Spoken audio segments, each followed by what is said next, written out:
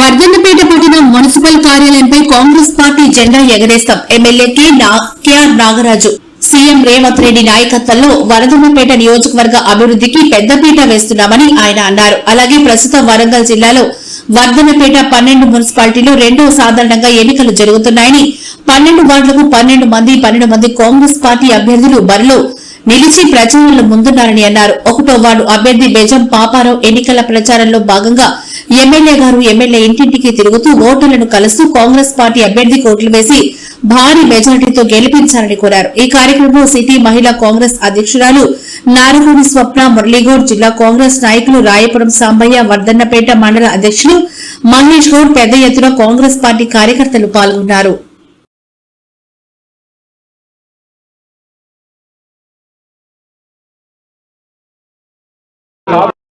గౌరవ ముఖ్యమంత్రి గారు రేవంత్ రెడ్డి గారు ఏదైతే మాటలు ఇచ్చిండ్రో ఆ మాటల పైన మేము పోతున్నాం తప్ప కోటలు చెప్పి అబద్ధాలు చెప్పి అసత్య ప్రచారం చేస్తలేము. ఎయిర్పోర్ట్ తెస్తామన్నాం, ఎయిర్పోర్ట్ వచ్చింది. ఎయిర్పోర్టు చుట్టూ ఉన్న 25 కిలోమీటర్లు వాటి యొక్క భూమి ధరలు ఆకాశాన్ని అంటుంది. మీ అందరికీ తెలుసు మొన్న శంషాబాద్ ఏ విధంగా ఉండే, ఈరోజు ఏ విధంగా అయింది శంషాబాద్.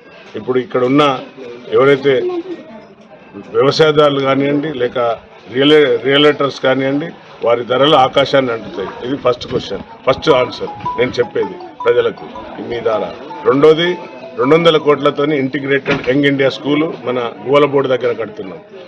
200 కోట్లు అంటే కులము, మతము, క్యాస్ట్ ఏ ఈక్వేషన్స్ లేకుండా అందరూ ఒకటే రూఫ్ కింద SC hostel, ST hostel, BC hostel అని సపరేట్ ఉన్నాయి. వాటన్నీ కూడా వైండప్ చేసి ఒక రూఫ్ కింద కులము మతాలు ఏం లేకుండా ఒకటే రూఫ్ కింద చదివే విధంగా యంగ్ ఇండియా ఇంటర్నేషనల్ స్టాండర్డ్తో కడుతున్నాం. అలాగే 100 పడకల ఆసుపత్రి మన కుమ్మరి పల్లెబాట కాడ 100 పడకల ఆసుపత్రి కట్టిస్తున్నాం. మరి గతంలో మేమే తెచ్చినాం అదే అన్నాడు ఆరూరు రమేష్. మరి దానికి ప్రొసీడింగ్ లేదు, ఏం లేదు. ఉట్టిగా శివాపలకం వేసిపోయింది, శిలాపలకం, అది శివపలకం లాగా ఎక్కిరిస్తారు హాస్పిటల్లో.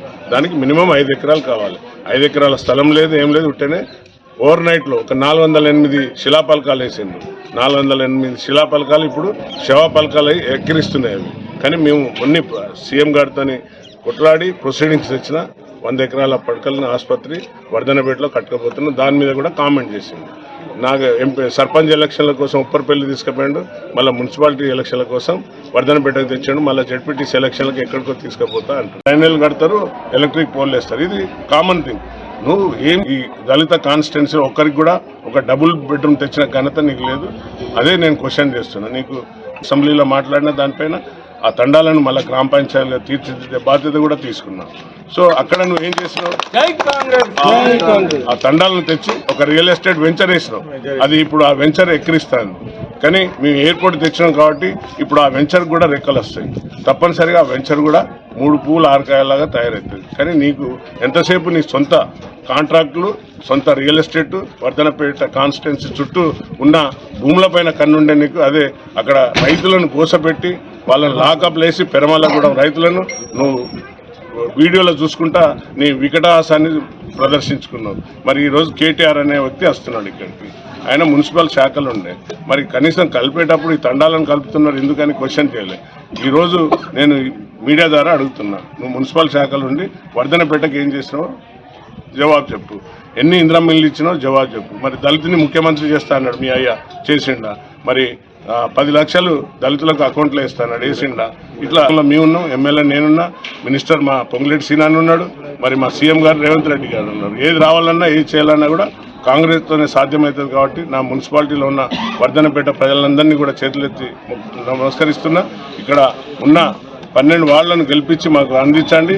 ఈ వర్ధన్నపేట రూపురేఖలు మారుస్తా అని మాట ఇచ్చినా అదే మార్కు కూడా చూపెడతా అని మీ యొక్క మీడియా ద్వారా తెలుపుతున్నాను.